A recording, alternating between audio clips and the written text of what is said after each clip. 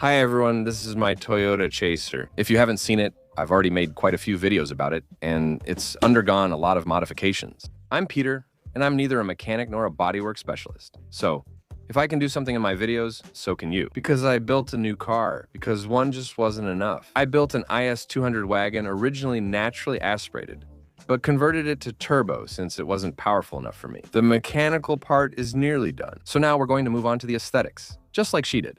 And we're going to see if it's possible, as you saw in the title, to install a body kit by yourself.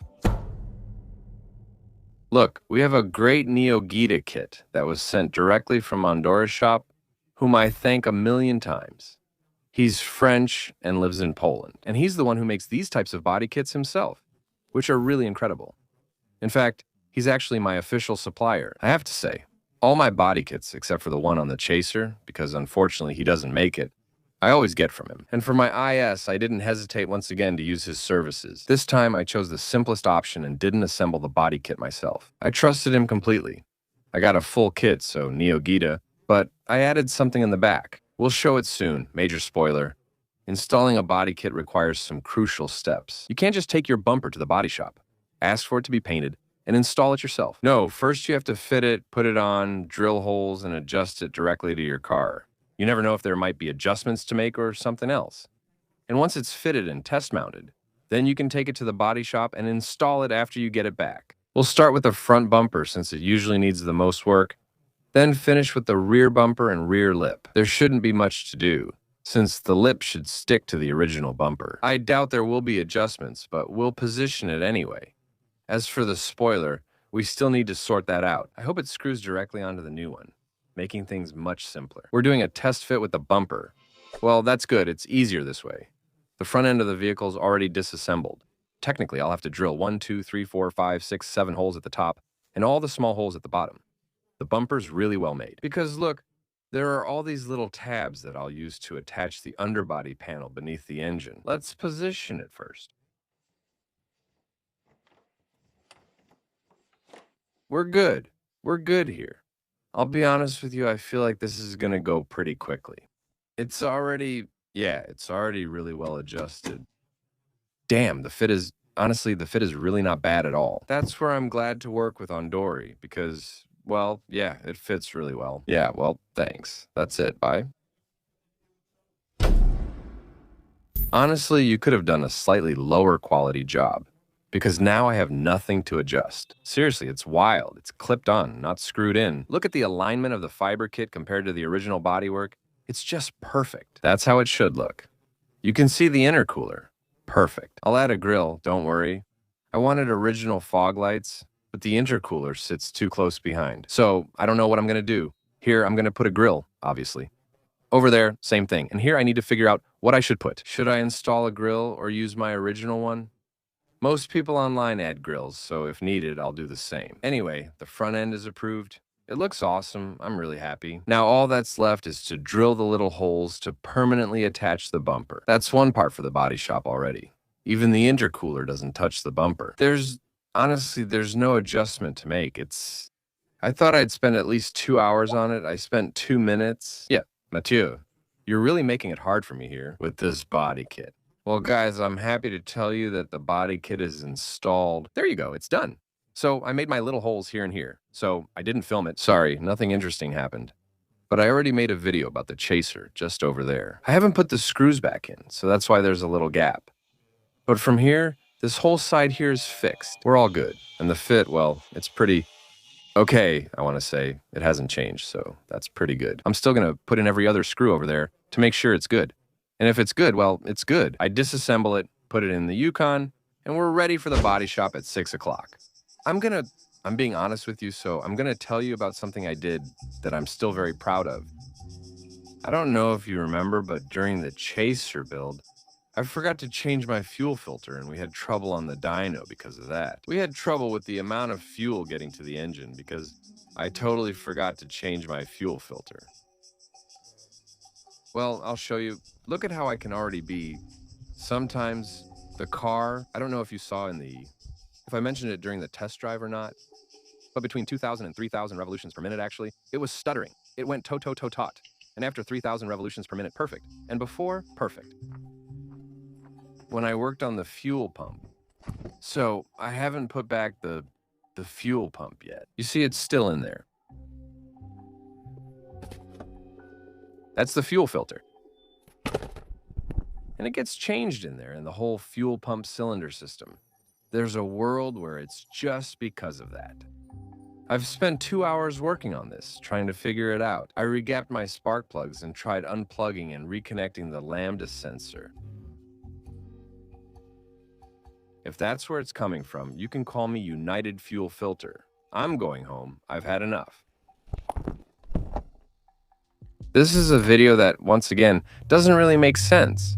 Right now, it's the morning after what you just saw. I did a dry fit of the side skirts and the rear lip, just very quickly to see if everything fit. Like the front bumper, everything fit perfectly. And now, I'm on my way to the body shop to bring, look, you see the body kit. Sorry if it's a bit shaky, I'm in the Yukon, on a rough road, and we're heading straight to Provence Atelier. So, he's the one who repainted my motorcycle back in the day with Nico. So he's also going to take care of painting the body kit for this little Lexus. I'm going to keep driving since roadworks make it a tight fit with the Yukon, and I'll get back to you as soon as we get to his place. That's it, guys. We've arrived at Provence Atelier. So, we've unloaded the Yukon. Let me show you. Look, the body kit is here. So, we have the spoiler, the 2 side skirts, the bumpers here, and the rear lip, which is right here. Now, Kevin is going to repaint the body kit for me directly in the color of the car, except that, as you know, my Lexus is 20 years old. So, well, after 20 years, the color has changed just a little bit. So, I took this off earlier, which was riveted directly to the car to bring it to him. And Kevin is going to do for us. So, remind me how this works again. What's your process called? That's called a spectro. Basically, you scan the color and it gives you several color codes that are the closest match to the vehicle. Well, let's take a look at that. Here, I'll let you do it. So, show me a bit how your thing works. You lay it down flat. So, your tool here, actually, it scans the paint, the metal, the thickness of the metal. And basically, it gives you 5 options. You pick the best one. It's going to give you 5 options. What do you mean? Well, 5 colors from different manufacturers. It could be Lexus, Toyota, Honda, anyone. It could... Does it provide the color code directly? Yeah, but it might be from another manufacturer. Yeah, of course, since the paint has changed over time from sun exposure. So there you go. Ah, okay. I actually thought he was telling you, like, you put this many grams of gray, this many grams of... Oh, yeah, he tells you that later in the mix. Yeah, of course. All right, okay. Of course, of course. All manufacturers' colors are recorded here. In your case? Yeah, exactly. Wow, that's wild. How does it work under there? Can I see? It's an eye. Okay, all right, damn, that's awesome. So, yeah, you record it like that just in case. Tomorrow you have it and... Then we can put it on the computer and it'll show the results. I'm passionate about that because I don't know it. And I think it's incredible that we can scan a painting and, as a result, it can find exactly the color now that it's aging. And here you see, I scanned it twice, so it gives you several formulas with the visual result, you see? Okay, so here, oh yeah, wait, the gray underneath, that's basically the example of... That's the requested color, and that's the color it actually finds. Ah, okay, so on your screen you can see, oh yeah, okay, so here we can see there's a difference. Yeah, okay. There's no difference. Here, there's little difference. Here, it's light. You see, here it's dark. Here, it's more red. Here, it's really not bad. Here, this one is too light. So, we'll go with this one. And you see... It's wild that it displays you on the screen. And it actually tells you the formula. So is it a Toyota paint then? Yeah, you see, it tells you the formula. So, black, gray, blue, and here, it's red. All right. You see heavy metal. Here, it's black. There you go. You have all that. Okay, then you compose it in your machine, and there you go. You have all the products here? Yeah, I admit you have everything you need. Okay, incredible. Well, listen, we'll see each other again. Call me when you're done, and we'll take care of it. All right, sounds good. Perfect. We're back at the garage, and honestly, I don't have good news. I put the headlights back on the station wagon. Yeah, that's definitely nicer and adds more character. We're starting to see how the station wagon will look in the future. I changed my fuel filter, it's done. I put in the new fuel filter. I tested it again, but I still have a problem. Between 2,000 and 3,000 revolutions per minute, it jerks, but no check engine light. I changed the variable valve timing. I solenoid with a spare, but nothing changed. I'm out of ideas. I removed my spark plugs and rechecked the gap, but it's still not working. Maybe I'll try changing the manifold absolute pressure sensor. The one that manages the pressure. I don't know, I'll see. I have a little list of things to check. I'm also installing the air-fuel ratio, which should help. That way, I can check if it's jerking because it's running too rich or too lean. So the next step, I think, will be the air-fuel ratio I didn't film much today because I did a lot off camera. And we also have a client at Raceworks Performance who came in to have brakes installed on his Dodge Challenger. I didn't get much done on the station wagon today, so I'll return tomorrow and we'll start by installing the air-fuel ratio. Move your big lens out of the way. Wait, I'm adjusting my camera. Can't you focus on the filler cap? No, on you. Come on, The next day, the station wagon is in the garage again. I removed the exhaust again. Why did I remove the exhaust again? I still have the same popping issue between 2,000 and 3,000 revolutions per minute. Last night, for some reason, I had completely forgotten, actually, that there was still a catalytic converter on the exhaust. And I thought, at any moment, it could be clogged. And maybe that's why it's messing up. I have several things to test today. I'm just going to smash the catalytic converter. I don't even want to bother welding a pipe. I'll just smash it. The inside. We'll install a pipe later or replace that exhaust section. I'll install the air-fuel ratio swap coils with fib, then retest everything. This wagon absolutely has to work, because right now it's bothering me that everything is ready and done, but I have a bug. Between 2,000 and 3,000 revolutions per minute isn't normal. So, before starting anything, everything must work perfectly. You know you got the tool for me, right? You got the tool for me. Oh, but what's your thing there? Oh, damn. You know what that reminds me of? Oh, but this thing is incredible. Oh, this is my new favorite tool. I want one of these. Breaking the cata.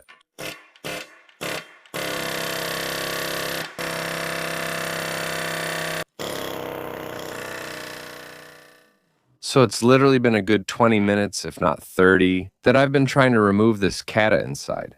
I smashed my thumb. Normally, when you smash it with the machine gun 42, it's supposed to work. Except here, it doesn't break because it's so compact inside. I attacked it with this, nothing works. I cut and opened it, planning to take it out, but it wouldn't come out. Listen to me. I'm gonna smash it with the biggest hammer in the workshop. Because right now, nothing is moving. It's useless. I smashed it, okay? Nothing is moving. And I'm gonna show you how hard I'm smashing it. So you understand, I'm putting the camera back here. Now I'll get my biggest hammer. There, it's nice and tight.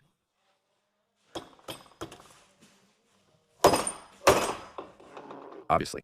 So maybe some of you are going to ask me, why didn't you just weld a tube directly? As Thibaut said, you must measure everything to ensure perfection. Normally, this should take 5 minutes, but it just won't work right now. I actually want to break it in half.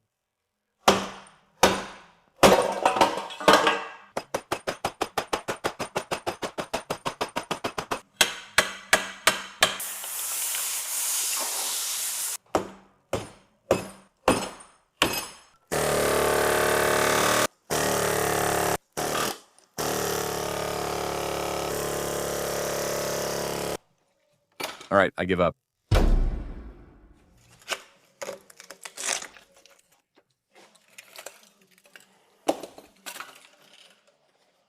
With the catalytic converter removed, this sensor is now useless.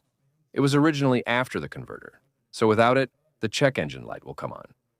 Anyway, this sensor, they actually sell little boxes, kind of like an emulator, so the check engine light doesn't come on after that. So I'll look into that topic calmly. So that means there's a specific spot here. I'm going to install an air-fuel ratio. I know, the air-fuel ratio won't be in the right place. It won't be at 45 degrees 30 C and after the turbo and all, that's fine. The goal isn't to have an air-fuel ratio that tells my mapping how to readjust the injection, but just an air-fuel ratio that will show me how rich or lean my mixture is. It's just a reading air-fuel ratio, not for modifying the management. So the fact that it's far, I don't care. The reaction time, actually, it's mostly about the reaction time. So I don't care about that. It doesn't matter to me. All I need to know is if I'm running lean or rich, so I'm putting it here. I'm running the wire back up. And here, I have a little cable grommet, so from the old oxygen sensor. We'll run everything through here to avoid trouble. For the air-fuel ratio, look, you know I really don't like it, but oh well. I bought an air-fuel ratio from a brand everyone knows, but that I don't like, because I've had quite a few problems with them. And now, I'm really starting to doubt the reliability of their parts. So I'm going to reluctantly install this air-fuel ratio in my car, and at least I'll know. My hesitation issue between 2,000 and 3,000 revolutions per minute might be due to an incorrect mixture. I'm backlit, tired, and fed up. This problem has worn me out because if it wasn't for that, I'd already be driving it and I'd already be working on the chassis. So I installed my AliExpress air-fuel ratio, which isn't officially one. But anyway, you get what I mean. I won't mention the brand because I can't stand them. They almost cost me an engine, my 1JZ engine, so I just won't mention their brand. I strongly advise against buying their equipment. The sensor's installed, so I can take it for a drive now. The catalytic converter was removed because it wasn't clogged. I don't think that's where my problem is coming from. At least now I'll be able to see my AFRs, see if they're good. I'm really sorry about how this video is structured. It's totally all over the place because it goes in every direction. It's fine. You're on track with the project. That's what matters. So I changed this coil and this coil because, well, like I told you, it seemed a bit weird to me. So actually I had one you see here without any markings. And I had another one that was taller than the others, but it had the same markings as the one I put in. Listen, here we have 1, 2, yeah, that's good. 3, 4, and 5, 6 coils that are totally identical. 1 air-fuel ratio. I was told to also check for boost leaks, but I don't see where I could have any. Because anyway, it's before the turbo reaches full boost. So even if there was a boost leak, actually, I don't know. It doesn't really make sense. I'll check my hoses, but I don't see where one could be. Normally, that's totally fine. I don't see where there could be others. So I added this here last night. Well, you won't see it. Basically, at the back of the engine over there, there's a kind of little, well, I'll try to show you anyway. It's hard to get it in focus. Basically, there's a kind of rectangle with 6 air inlets that actually let you connect air directly to it to supply a turbo pressure gauge and similar items. That's actually pretty good. That way, you don't have to make a bunch of taps with T's everywhere. At least this way, it's a bit cleaner. I'll take a little drive like this first. Then we'll see. All right, let's test it. Let's let it warm up quietly. The air-fuel ratio is good, however, it's working. 10 at idle seems fine. It's a bit slower. There's a slight delay compared to the accelerator, but it seems to be working, so we'll be able to see directly how it turns out. I'll let it warm up, then rev it to see if the problem persists at 2,000 or 3,000 revolutions per minute. So I'm heading out with Thibaut, so he can directly monitor the air-fuel ratio while I drive. I felt like it was about to happen. Yeah. You're too rich. You think so? You think she... And then, so wait, go ahead.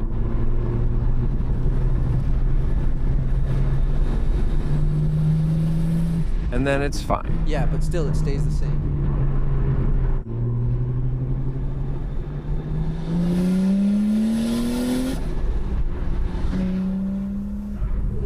I just made a modification to the butterfly valve that everyone with a Lexus knows about.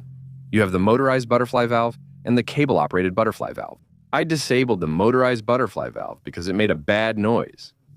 Now, it's controlled by the throttle butterfly valve. I linked the two together, and with this change, throttle response seems better. Well, we'll see about that anyway. Oh, wait, why did it suddenly stall just now? Okay. I don't know what just happened there. Something's wrong. When I accelerate, nothing happens. What's going on? It's going to stall.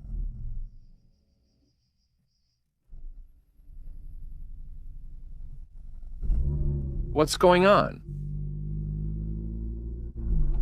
I'm going to do it right there in front on our little private road.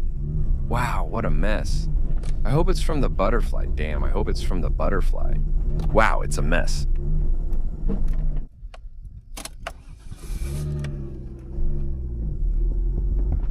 Oh no, don't piss me off, damn it. Okay, fine. She decided to bust my balls now. What was he saying? He said to unplug. There you go. Everything related to the butterfly, I disconnected. Oh, it's a nightmare. I'm buying a Golf GTI. Problem solved.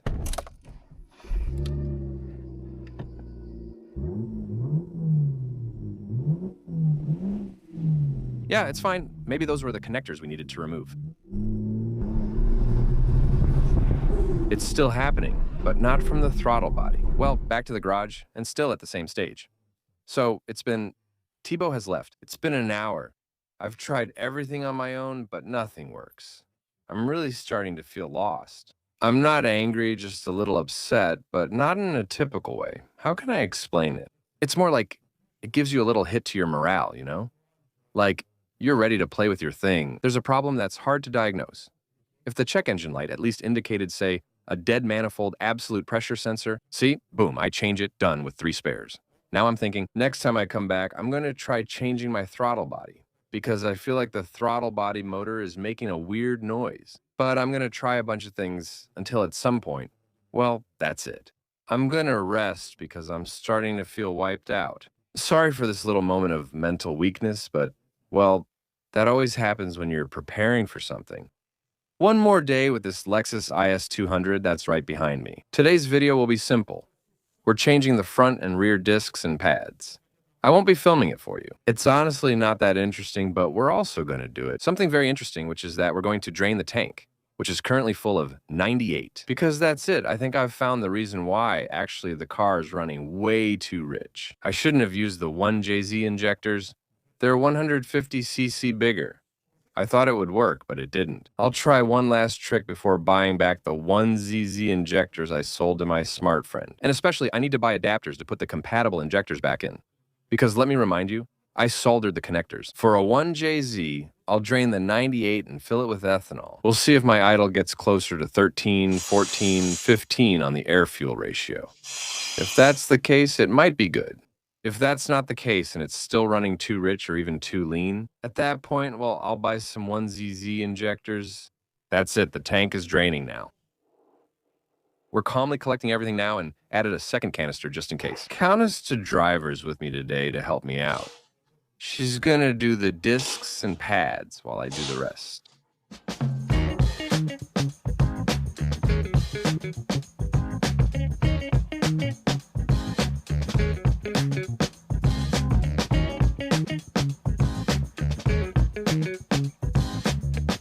All right, now that the braking system is done, we're going to tackle the chassis a bit. So I told you I had 2 bushings to replace. These are StrongFlex polyurethane bushings, and that's what we usually put on cars like the one I'm working on. Basically, on many generations of Lexus. I'll show you exactly where this arm is under the car. It's this one right here. It's connected all the way to the front axle, and actually, usually this bushing here, well, most of the time, it's completely worn out. And the problem is, it actually makes your wheel wobble back and forth. And as a result, few people know what to replace it with. And usually they buy the whole control arm. I just replaced the bushing directly, though it's a bit of a pain. I'm not gonna lie to you. You have to use a press to break the bushing, then you use a saw to finish the job. And once you've managed to remove it, so here you see, I managed to get it out properly. I put a bit of grease on.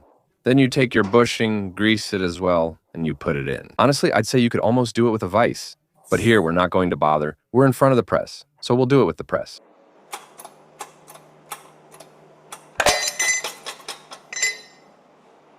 There you go, perfect. Normally that goes in with a vise, but since we're right here, there you go. That goes in without any force.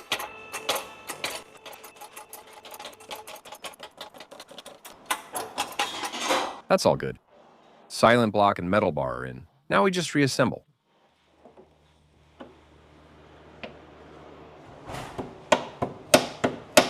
Okay, it's good. That's it. We're finally done. So, you can't see them very well. What we changed, the silent blocks that are there, so that's it. They're installed. I didn't really film it for you because there wasn't anything really interesting. Once again, we'll try to get straight to the point as quickly as possible. Take a look underneath, by the way. The screamer pipe right there, I like it. It's stylish. So now we're at the... Did I show you the brakes? Yes, everything is new. Thank you, goodbye. Now we're going to fill the ethanol tank to check the air-fuel ratio, see what it says. And we're also going to install the oil catch can, so I may not show you that on video. Look at how soaked I am. I don't know if you can really see it. But basically, it's 1 billion degrees. It's super hot today. It's 42 degrees, so the less we film, the better. All right, next we'll do the famous engine flush. It's nothing crazy, just a simple procedure. I do it every time I buy a car or when I want an engine to be clean. I'm not getting paid, you know. It's model flush. Add it to the oil, run the engine for 20 minutes, then drain it. It cleans the entire engine and flushes everything out. Once we've done that, or maybe even before we do the flush, when the engine is warm, we're going to install this, the famous oil catch can. So it's something I just bought off AliExpress, but it does the job. You connect the hose that goes here, which normally goes back to the throttle body, and the hose that goes to the top of the engine, which normally goes back to the intake. Oil vapor catch can. That way, it will go in there instead of back into the engine. After that, all additional engine accessories will be finished.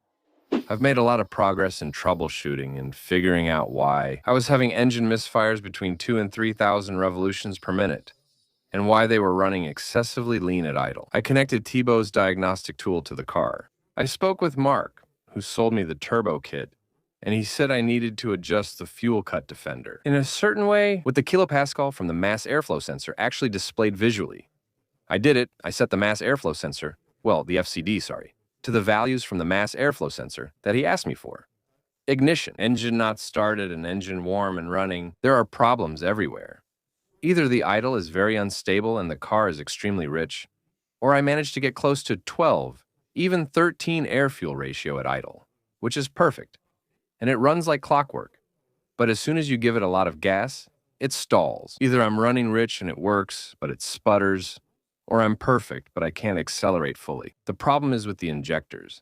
No need to check elsewhere. That's the source. My injectors are too large. I tried using my 1JZ ones thinking they'd work. Even with ethanol, the problem remains. So what I'm going to do is order some 1ZZ injectors because I sold them to a friend. I'm really an idiot. So basically, you see, I spend a good amount of time adjusting the tiny potentiometer that's right here. The little gold piece you see on the FCD. I even made a hole so I could easily access it with a screwdriver. Here are the values. Absolute manifold pressure. I'm not sure if you can see it clearly. Here you go, manifold absolute pressure. It's in kilopascal, but NA since the engine and ignition are off. The procedure is straightforward and well done. But in either case, I'm either too lean or too rich. So, at this point, there's no other solution. The problem is, of course, I soldered the connectors so they'd be compatible with 1JZ injectors. So, last night what I did was I actually ordered 2 connectors. One injector connector to go here, and one original harness connector to make a small adapter. What I'm going to do is make a small adapter so I can put back 1ZZ injectors. In the future, maybe, why not make a version 2 with a programmable engine control unit and then be able to put my 1JZ injectors back in if the 1ZZ ones are too small? That's where we are for now. At least the chassis part is almost finished. I still have to install the coilovers to finally be done with the chassis once and for all. And also install the limited slip differential, which is at home and I haven't brought it yet, so I'll have to take care of that too when I get the chance. There will also be something coming out soon, in 3 or 4 days, the body kit. We install it, I do my thing with the injectors, hydraulic handbrake, and after that, I want to say, it's done. I think this video will end here, since we've done quite a lot already. And I suggest we do one last episode about the wagon. By the way, look, just for fun, there's another wagon over there. You can't see it, but it's not mine. So I think we'll stop here. In episode 2, we'll install the body kit, coilovers, and hydraulic handbrake. Thank you so much for watching and supporting my videos. I appreciate you being here.